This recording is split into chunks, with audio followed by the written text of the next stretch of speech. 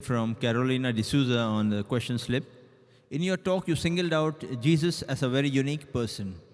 Then you emphasized how Moses and Prophet Muhammad, peace be upon him, were mortals.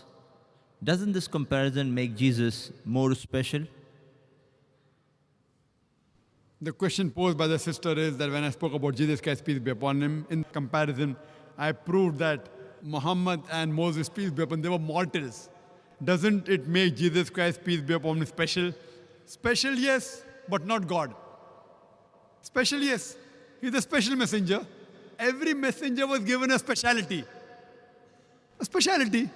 Like Moses, peace be upon him, he is called as Kalimullah, that Almighty God spoke to him. So in that way he was special. Same way Jesus Christ, peace be upon him, he was special because he was born miraculously without any male intervention.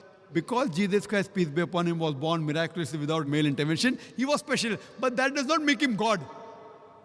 You know what people say? Normally some of the Christians, Jesus Christ, peace be upon him, he had a mother, he had no father. So who's the father? The Almighty God.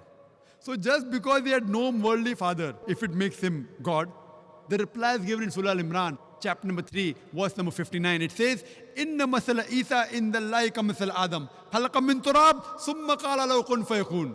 That the similitude of Jesus is the same of Adam, peace be upon him. He was made from dust and said, be it was. If you say that Jesus Christ, peace be upon him, Almighty God, because he had no father, then Adam, peace be upon him, according to the Quran and the Bible, he had no mother and no father. So do you mean to say he's a greater God?